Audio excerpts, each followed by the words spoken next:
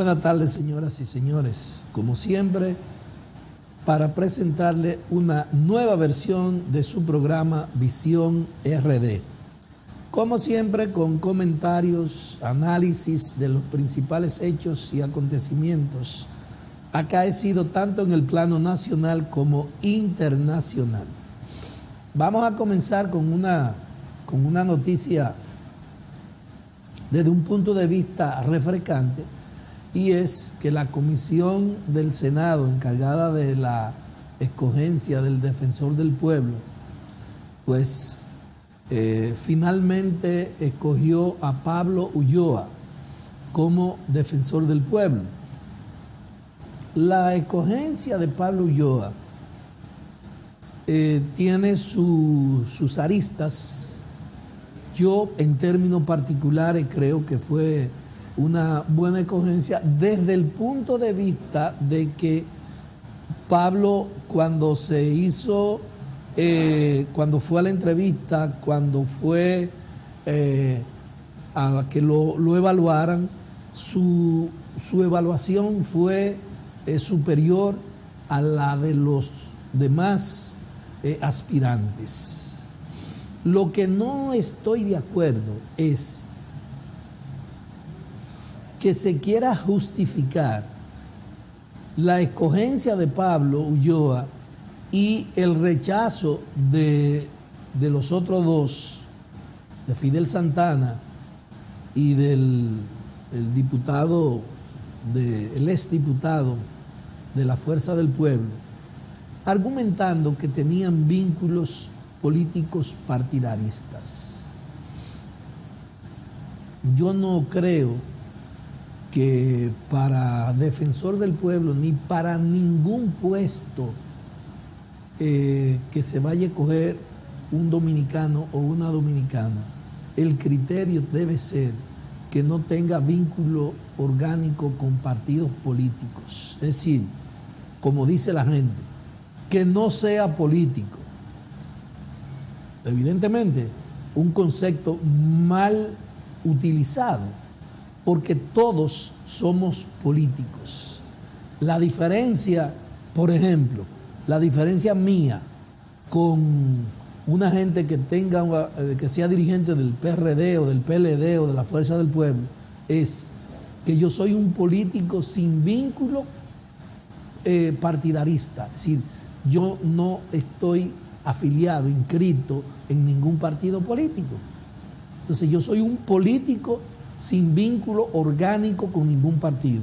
Y el otro puede ser un político con vínculos orgánicos con un partido. Y digo esto porque la sociedad dominicana es una sociedad muy compleja, y los fenómenos que se suscitan en el quehacer diario en la República Dominicana hay que estudiarlo y hay que verlo con mucho detenimiento y analizarlo con mucho tacto, con mucha prudencia, porque yo soy de lo que sostengo que en América Latina, la República Dominicana es una sociedad sui generis. ¿Y por qué nuestra sociedad? Yo digo que es una sociedad sui generis. Pues porque, a diferencia de lo que sucedió en la mayoría de los países latinoamericanos, por ejemplo, de los años 50 a los años 70 y algo, la inmensa mayoría de los países latinoamericanos pasaron por diferentes dictaduras, pero con una diferencia. Por ejemplo, en Argentina, al día de hoy, todavía hoy, se están juzgando las personas que tuvieron vínculo con las dictaduras y que fueron responsables de crímenes, asesinatos, robos, etc. Todavía hoy. Pero eso sucedió en Argentina, en Brasil, eso sucedió en Nicaragua con los Somoza, eso sucedió en Venezuela, eso sucedió en la inmensa mayoría de los países. ¿Y qué sucedió en la República Dominicana? Bueno, en la República Dominicana sucedió que teníamos una de las dictaduras más...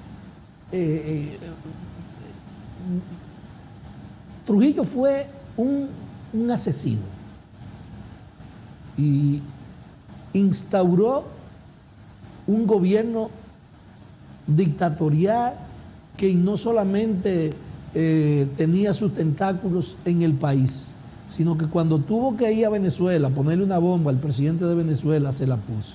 Y fue a Estados Unidos y secuestró en las calles de Estados Unidos a Galíndez y se lo trajeron a la República Dominicana. Es decir, una verdadera dictadura sangrienta.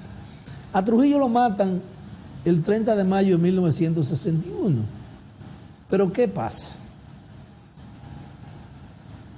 En el 62 gana Bosch las elecciones y en el 63 le dan un golpe de Estado.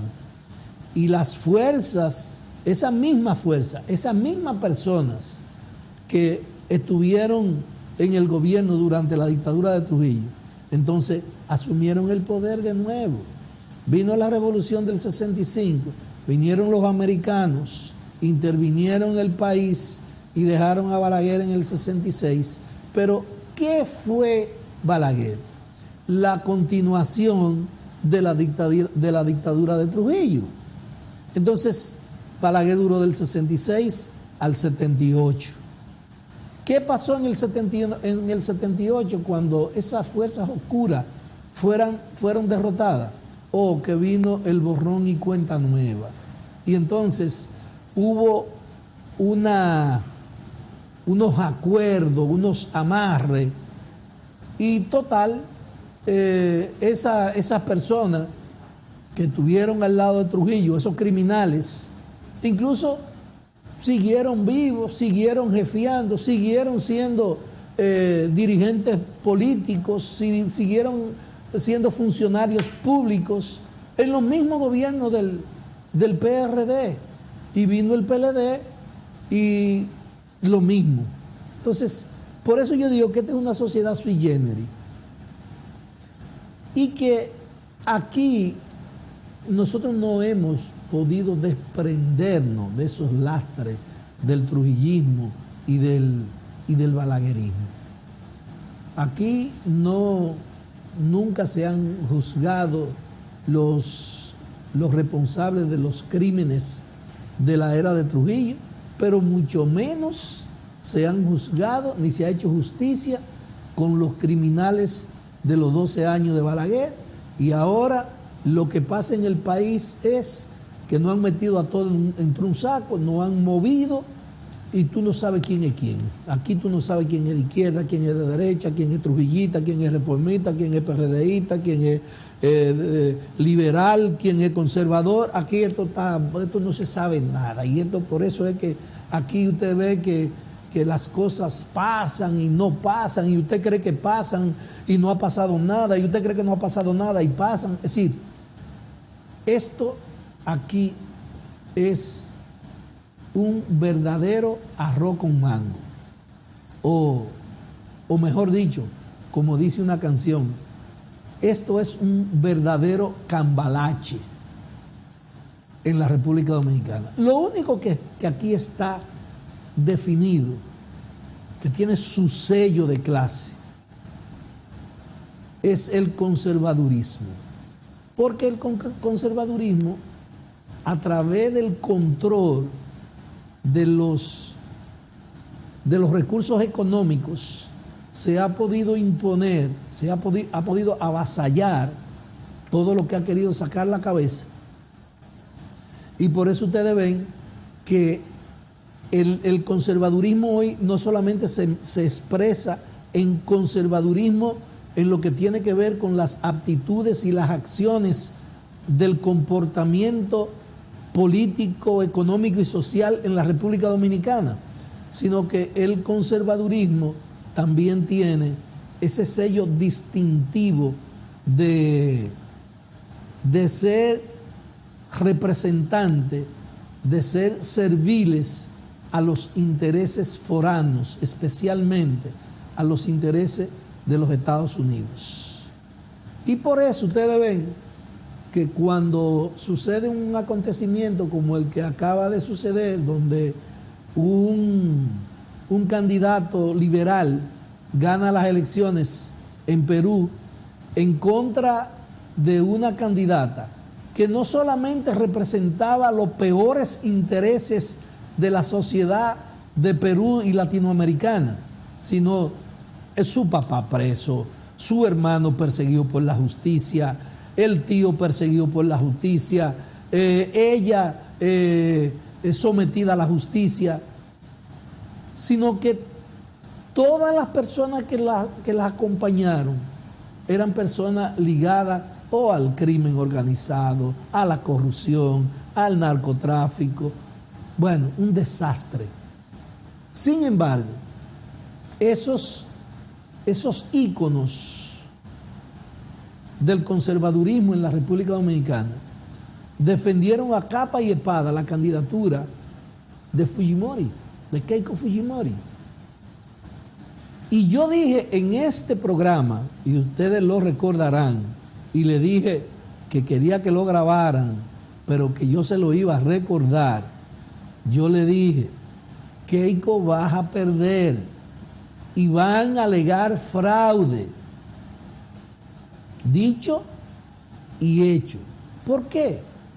Porque la derecha, los conservadores cuando pierden, ellos buscan una forma de arrebatar. Lo único que la situación en Perú se le ha puesto muy difícil, primero porque el pueblo está en la calle. El pueblo está en la calle. Y segundo, porque de lo más de 175 observadores internacionales, todavía no ha aparecido el primero que se atreva a secundar las denuncias de fraude que ha hecho la señora Keiko Fujimori. Ni siquiera la OEA, oiga bien, ni siquiera la OEA y la Embajada de los Estados Unidos hasta este momento se han atrevido a secundar la denuncia de la señora Keiko Fujimori. Y en el día de hoy la prensa internacional reseña que un fiscal general de Perú ha declarado que ustedes saben que Keiko está en libertad condicional y una de las condiciones que tiene el mantenerse en libertad es que ella no puede reunirse con los testigos a cargo o descargo en el caso específico de ella. Y entonces ella no solamente se ha reunido, ella ha aparecido en público con un abogado que es testigo en su caso, específicamente en su caso. Y entonces, como ella ha violado esa disposición, entonces el fiscal ha dicho que ella tiene que volver a la cárcel. Yo pienso que tal vez no es oportuno darle elementos para que puedan justificar de que una persecución y una cosa, porque eso es lo que hacen. Eso es lo que hacen. Cuando tienen el poder, cuando tienen el gobierno, son implacables. No hay derechos humanos. Son criminales, asesinos, violan todo. Y el ejemplo más palpable es lo que está pasando hoy día en Colombia. En Colombia, en un mes y algo de protestas, los muertos pasan de 80, los heridos, miles de heridos, cientos de desaparecidos. Pero los amigos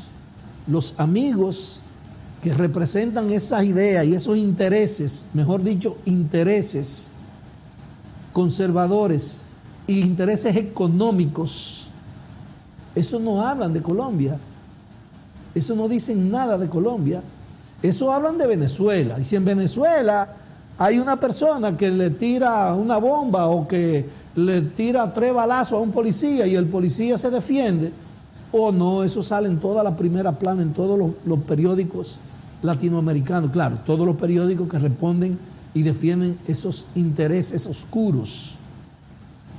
Pero eso mismo sucede en Cuba. Y eso mismo sucede en Nicaragua. Y eso mismo sucede en Argentina. Es decir, donde quiera que hay un gobierno liberal, entonces no puede ni siquiera defenderse. Porque la defensa que haga, entonces puede ser condenado por esos intereses. Aquí, los amigos que defienden esos intereses estaban hablando todos estos días, desde el lunes, martes, miércoles y hoy jueves, pues han hablado de lo que ha sucedido en Perú y han dicho de todo de Pedro Castillo. No se han conformado con que durante más de un mes en Perú y en la región todos los medios de comunicación, todos esos medios mediáticos al servicio de esos intereses espurios, estuvieron inventándose todas las diabluras habidas y por haber, acusando a Pedro Castillo de todo,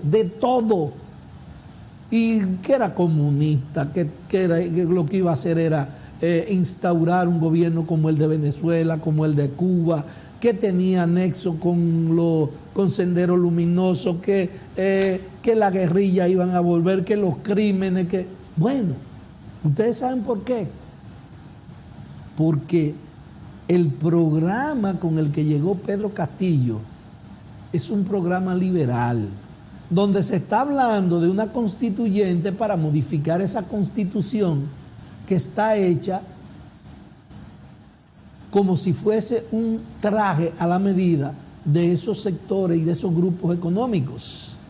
Entonces, como entienden que se va a hacer una modificación a la Constitución, como entienden que se van a revisar esos contratos, ustedes ven todos esos contratos que hay aquí de la autopista del Coral, todos esos contratos que hay en las EDES, todos esos contratos que ustedes ven que hay aquí, de donde un funcionario tiene un edificio y se lo tiene rentado al gobierno, pagándole el gobierno 20 millones de pesos mensuales, que al año son 20 por 12, son 240 millones de pesos, que en 2 años serían 480 millones de pesos.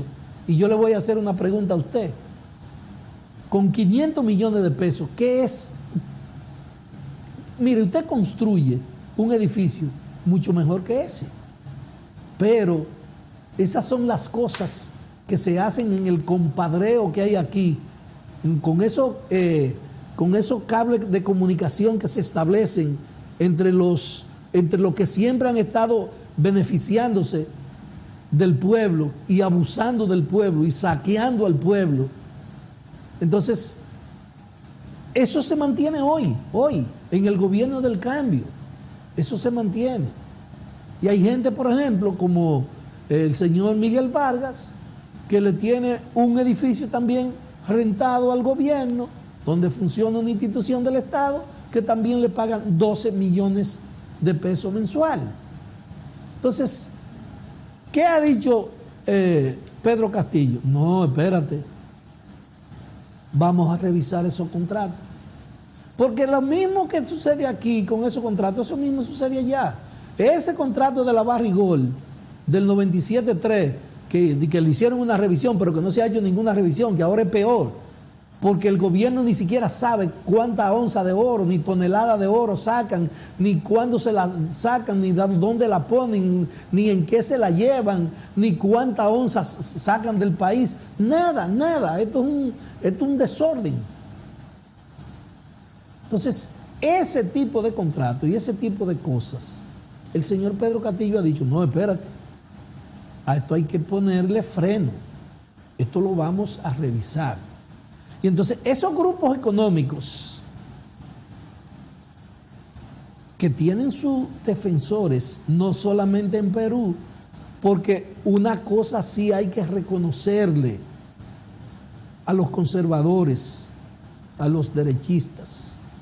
Ellos tienen sentido de clase.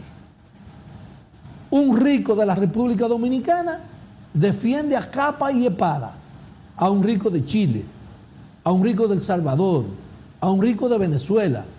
Son todos compadres, se protegen y se defienden. A diferencia de los liberales, que somos todos enemigos. Es más, somos más enemigos nosotros uno con otro que con los propios derechistas y conservadores. Entonces, esa gran ventaja que ellos tienen es lo que les permite que ustedes ven que ganan en Ecuador con un candidato que todo el mundo sabe quién es, que es un banquero, una persona que ha estado viviendo y estafando al pobre pueblo de Perú, de Ecuador, excúsenme. Pero nada, las contradicciones nuestras permitieron que Lasso llegara a la presidencia en Ecuador. No sucedió en Perú, como decía mi tía, de chepa, ganó Pedro Castillo. Ahora, ¿qué nosotros tenemos que hacer? Todos los que sentimos, todos los que nos sentimos ser liberales, tenemos que defender, no importa dónde estemos, a la distancia que estemos, tenemos que defender el triunfo de Pedro Castillo en Perú, porque los representantes de esos grupos conservadores en la República Dominicana, ellos no se cansan de criticar a Venezuela, a Cuba, a Nicaragua. Esos son los gobiernos más malos. Y mire cómo están pasando, la gente muriéndose de hambre en Venezuela. Señores, yo le voy a hacer una pregunta sencilla. Si esos presidentes son tan malos, tan ineptos, tan incapaces, tan criminales, tan ladrones, tan corruptos, ¿por qué no lo dejan tranquilo? ¿Por qué no le permiten que gobiernen? ¿Por qué Estados Unidos tiene que bloquear a Cuba, bloquear a Venezuela, ponerle todas las sanciones del mundo, aislarlo? Pero si son tan malos esos presidentes, si son tan ineptos, tan incapaces, déjenlo tranquilo. Permítanle a esos pueblos que ejerzan su soberanía, porque como son tan malos, los propios pueblos se van a encargar de sacarlo. No, hay que bloquear de manera criminal, hay que sancionar a Cuba, hay que sancionar a Venezuela, hay que sancionar a Argentina, hay que sancionar a Irán, hay que sancionar a Rusia, hay que sancionar todos los países que no se dejan saquear, que no permiten que les roben su soberanía. Pero yo repito, a los amigos, a esos amigos como Eury Cabral, como el señor Mendoza de la Z, como los amigos de Aldía, el hijo de Dani Alcántara y Oscar Medina y compañía, que viven despotricando en contra de esos gobiernos y de esos países. Miren, Venezuela cayéndose muerta, Venezuela, pero debiera darle vergüenza que el mundo se entere de que en Venezuela hay gente que se ha muerto por falta de una medicina que Estados Unidos no permite que ningún país se la venda, porque si le venden medicina a Cuba o si le venden cualquier medicamento, cualquier asunto que le vendan a Cuba o a Venezuela o a cualquier país de eso, entonces la empresa que se lo venda se hace pasible de sanciones de parte de Estados Unidos, porque hasta ahí han llegado la mediocridad de ese país que es la meca de la democracia en el mundo, y de la gente que aquí en el patio los representa y lo defiende. Amigos, amigas, si esos gobiernos son tan malos, ¿cómo tú explicas, por ejemplo, que Maduro gane en Venezuela? ¿Cómo tú explicas que ganó Pedro Castillo, que ganó Fernández en Argentina, que los cubanos se sientan no solamente satisfechos, sino orgullosos, porque Cuba es el símbolo de la dignidad latinoamericana? Y miren ahora, un país bloqueado, un país sancionado por más de 50, 60 años. Ustedes saben que ese país tiene 3 vacunas. Ustedes saben que ese país, producto de que invierten en la investigación, es uno de los países que tiene uno de los mejores sistemas de salud de América. Así, en esas condiciones, ¿ustedes se imaginan si a los cubanos se les permitiera la libertad de ejercer su soberanía? ¿Ustedes se imaginan lo que fuera Cuba? No, pero no se le puede permitir precisamente para eso, para tratar de mantener esos países en el caos, en el subdesarrollo. Pero, como decía mi abuela, no hay plazos que no se cumplan, ni deudas que no se paguen. Algún día morirá el monstruo. Señores, con su permiso, subimos y no se vayan, que tenemos una entrevista especial con la nutrióloga, para que ustedes puedan manejarse en su casa, no alimentándose, sino nutriéndose. Subimos.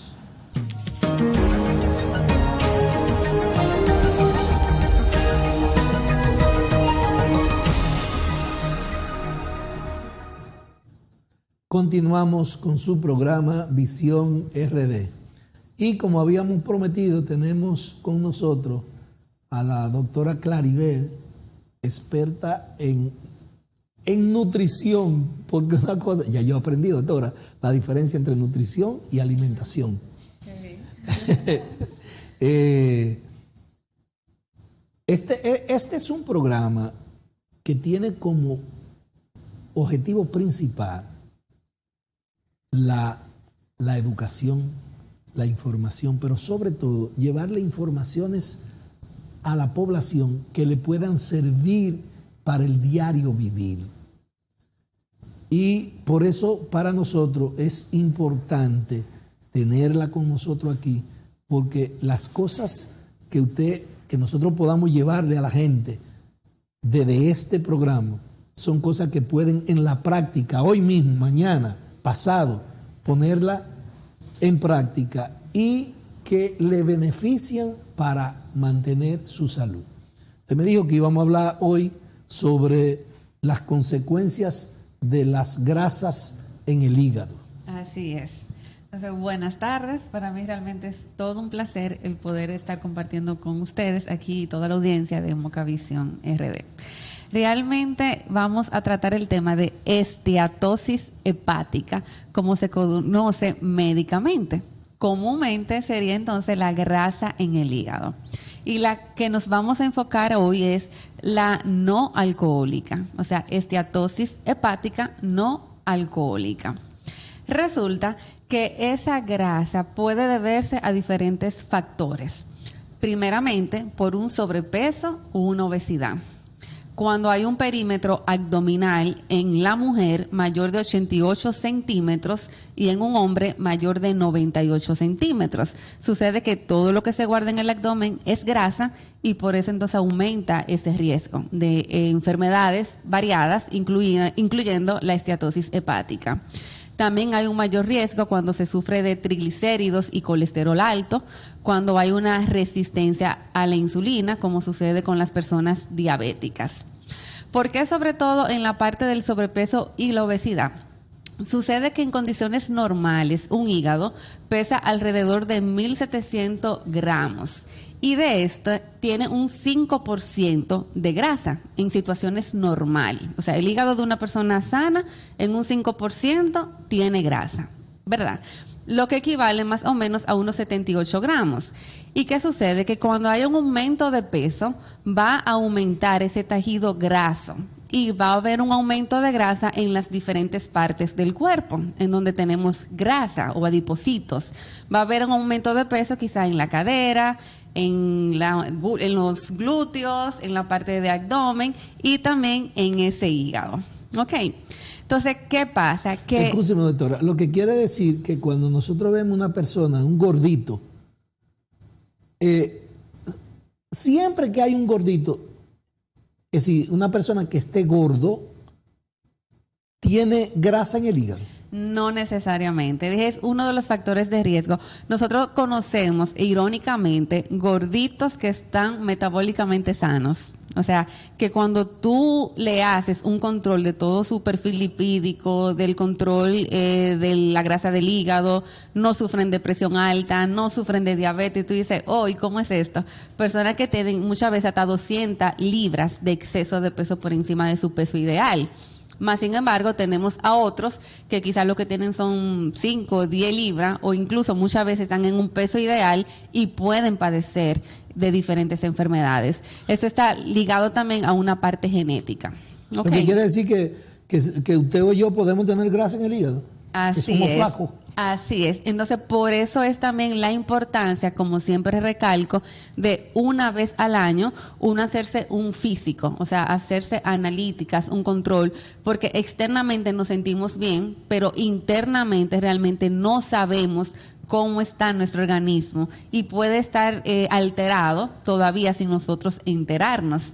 Entonces, esa grasa en el hígado puede avanzar, o sea, puede ser, o sea, que no nos esté afectando, más que tenemos esa grasita ahí, pero con el tiempo, si eso va progresando, porque va por grados, grado 1, 2, 3 o leve, moderado, severo, con el tiempo puede afectar la función del hígado, puede haber un aumento entonces de las enzimas hepáticas y puede en etapas muy avanzadas producir incluso lo que se llama cirrosis hepática no alcohólica. Hoy en día hay muchas personas que sufren de cirrosis sin tomar alcohol que se ha desarrollado por una grasa en el hígado. Entonces, por eso es la importancia de uno conocer, como digo, cómo estamos internamente. Doctora, escúcheme. Por ejemplo, una persona humilde que vive en el barrio Viejo Puerto Rico, en La Saona, que tiene un seguro Senasa. Esa persona puede anualmente con el seguro irse a hacer el estudio. Sí, y aunque no tengan seguro, nosotros tenemos aquí en Moca el Hospital Dr. Toribio Bencosme, en donde también se dan consultas de medicina interna de las diferentes especialidades y en donde se le manda a hacer un examen físico de todas las cosas que se necesita. O sea que, aunque usted no tenga seguro, tenemos un sistema nacional de salud que funciona, aquí por lo menos en nuestra provincia, entonces no es una excusa.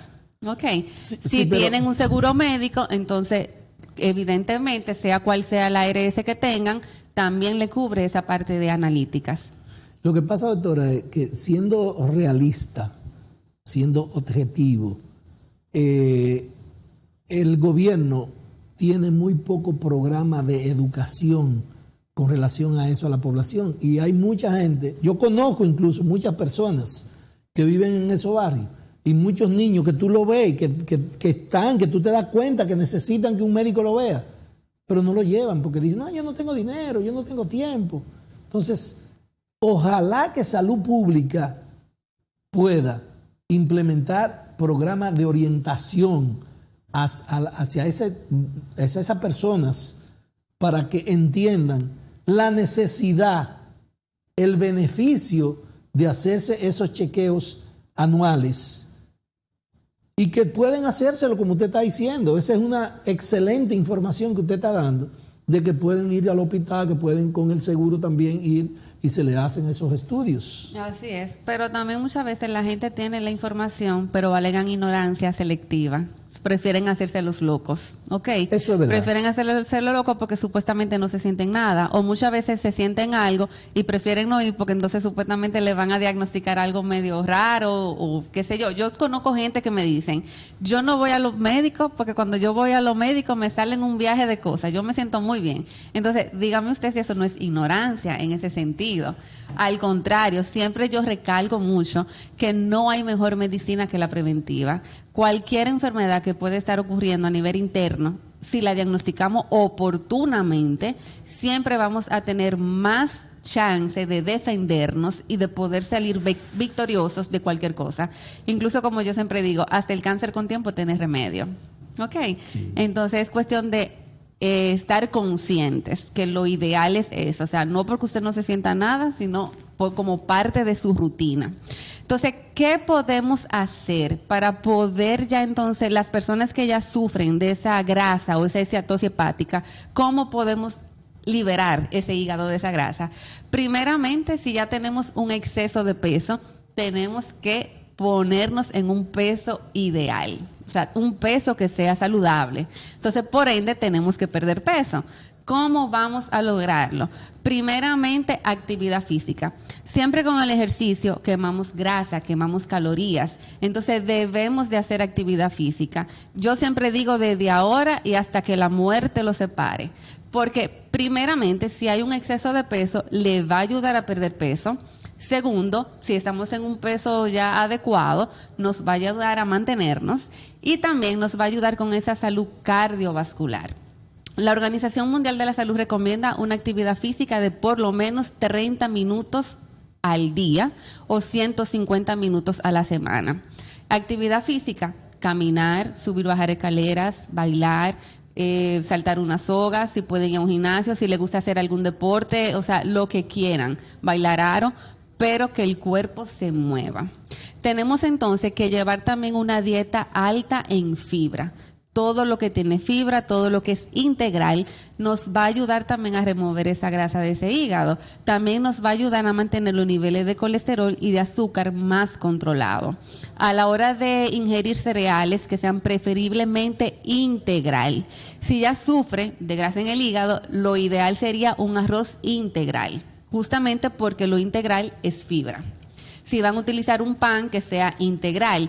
Y con esa parte del pan también me detengo. No deja de ser harina. Y la harina, el cuerpo la va a transformar en grasa. Y si ya hay grasa en ese hígado, no podemos seguir dando cosas que el hígado siga guardando en forma de grasa. Entonces tenemos que ser muy moderados en ese consumo de harina. Al igual que en el consumo de azúcar. Recuerden que el azúcar también se va a transformar en grasa. Y que muchas veces las personas ingieren mucha cantidad de azúcar, justamente dicen, yo no le echo azúcar al café, pero se toman un refresco que tiene 16 onzas, 8 cucharadas de azúcar, o se toma una bebida energizante de esa marca X, que tiene también 35, 40 gramos de azúcar, lo que equivale a 7 u 8 cucharadas, o ingirieron un yogur también que no fue quizá el adecuado. Entonces, fijarse bastante bien en esa parte del azúcar en el etiquetado nutricional. Recordando que cada vez que le hablan de 5 gramos, eso es una cucharada de azúcar. ¿Ok?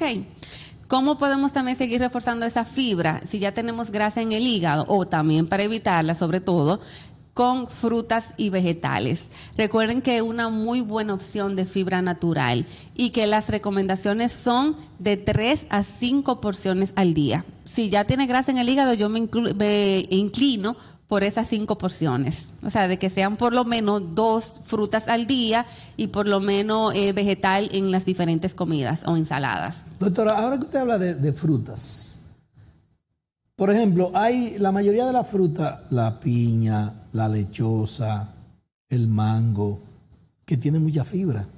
pero son dulces, tienen azúcar. Esa azúcar no es tan dañina como la que se le echa la de caña. No, o sea, realmente es un azúcar natural que se llama fructuosa y realmente, o sea, en cantidades no exageradas, porque usted no se va a sentar a comerse una piña completa, por ejemplo, o no se va a comer una lechosa completa. Recuerden que todo siempre radica en moderación y equilibrio. Siempre también hay que tener en consideración que mientras más madura está la fruta, mayores niveles de fructosa tiene. Entonces, si ya tienen quizá una diabetes, lo ideal es que no la consuman tan madura, no que se la vayan a comer verde tampoco, ¿ok? Pero también, como digo, la cantidad. O sea, si usted se come 2 tacitas de piña, no hay ningún problema. Ahora, si usted se come a sentarse a comerse una piña completa, o como yo hablaba con Jacqueline la otra vez, cuando tú te comes un mango, no hay problema. Ahora, si te sentaste a comerte 5 o 6 mangos, o te comes un mango de esos de a libra, entonces ahí sí tenemos problemas. Yo como mucha fruta. Yo me desayuno con fruta en la mañana, todos los días. Entonces voy a tener que saltar alguna. Y en vez de fruta, búscame un pedacito de chicharrón de vez en cuando. Bueno, como que para el desayuno está fuerte eso. Entonces también, si ya tenemos esa grasa en el hígado, tenemos que utilizar aceites que sean mono y poliinsaturados, que tengan omega 3, ese aceitico bueno, que lo vamos a encontrar en los frutos secos como el maní, las almendras, el aguacate, lo vamos a encontrar en el aceite de oliva. También hay que evitar esa grasa saturada que se encuentra sobre todo en las carnes, en las pieles. Carne roja también. O sea, estamos hablando si hay grasa en el hígado. Y no estoy diciendo que no se pueda comer absolutamente, sino que son cosas que hay que moderar y hacer el equilibrio. Lo ideal es que puedan ir acompañándose de alguien que le pueda hacer un menú especializado de acuerdo a sus necesidades. Porque estoy diciendo todo de forma general, pero también, o sea, no todo aplica para todo el mundo, porque, o sea, todo debe de adecuarse según la actividad física, según la edad. No es lo mismo una gente que pase un día entero sentado en una oficina sin movilizarse, a alguien que quizá trabaje en una construcción, un obrero que necesita mucha energía, haciendo fuerza y eso. Entonces, todo debe de ser adecuado a la actividad física y a las necesidades de cada quien. Doctora, hay una situación y uno lo percibe con los propios familiares, los vecinos, los amigos. Por ejemplo, usted es nutrióloga, pero yo casi nunca escucho a la gente que dice, yo voy a la nutrióloga, a las mujeres nada más, algunas, pero los hombres no somos dados a ir donde el nutriólogo. Aprovechese un tiempito para explicarle a los hombres fundamentalmente, a todo el mundo, pero especialmente a los hombres, los beneficios de tener la orientación de un nutriólogo para el asunto de la nutrición. Sucede que realmente eso ha variado, porque yo en lo personal en mi consulta tengo muchos hombres, o sea, tengo hombres, tengo mujeres. Evidentemente sí, las mujeres predominan a la hora de porcentaje quizás, pero ya los hombres también han cogido interés en esa parte. Recuerden, como dije hace un momentito, no hay mejor medicina que la preventiva. Si tenemos un exceso de peso, si tenemos una obesidad o si estamos desnutridos, van a aparecer enfermedades, sobre todo con esa parte de la obesidad. Recuérdense que obesidad es sinónimo de riesgo de diabetes, de presión alta, de colesterol, de grasa en el hígado, de infartos, de derrames e incluso hasta en el hombre de impotencia. Ok, la parte de la obesidad. Entonces es fundamental que podamos aprender a comer. Si aprendemos, nuestro cuerpo va a estar nutrido, ¿verdad? Porque vamos a estar dándole los alimentos que nos puedan dar esos nutrientes que necesitamos para poder mantenernos saludables. Y por ende, vamos a estar alejados de esas enfermedades. No podemos esperar a que quizás ya le digan, bueno, usted es diabético, usted es hipertenso, tiene colesterol alto y tiene grasa en el hígado, o un síndrome metabólico también como se conoce. Entonces, para que tú entonces comiences a hacer los cambios. Hay gente que dice de algo hay que morirse, es cierto, pero si la muerte te fuera a llegar de una vez, quizás, bueno, te enterraron enseguida, pero muchas veces esa muerte, si ya viene con diferentes enfermedades, es un tormento de largo tiempo en donde va a sufrir el paciente, va a sufrir la enfermedad, los familiares, van a tener quizá múltiples ingresos, o sea, hospitalarios, va a disminuir esa calidad de vida y al final de cuentas yo creo que todos queremos ir envejeciendo de una manera o sea, saludable, de una manera de calidad de vida. O sea, nadie quiere estar quizás en una cama de hospital o nadie quiere estar, o sea, limitado físicamente por alguna dolencia. Es lo que creo. Evidentemente. Doctora, hay mucha gente que tiene problemas de diabetes. Usted decía ahorita que la mejor medicina es la preventiva. ¿Qué podrían hacer? Porque yo he escuchado a alguna gente que dice, no, yo soy prediabético. Yo no sé lo que es, usted lo explicará. Yo soy prediabético. ¿Qué puede hacer un prediabético o una persona que esté comenzando, que le esté comenzando la enfermedad? Mira qué pasa. Sí existe la prediabetes. Hay algo que se llama hemoglobina glucosilada. Eso es un análisis de sangre en donde se miden en promedio los últimos 3 meses de la glicemia. En una persona que no sea diabética, los niveles normales son de 4 a 6, ¿verdad? Si está de 6 a 8, ya hablamos de prediabetes o un diabético que tenga su azúcar controlada. Ok, si ya está por encima de 8, hablamos de diabetes en descontrol.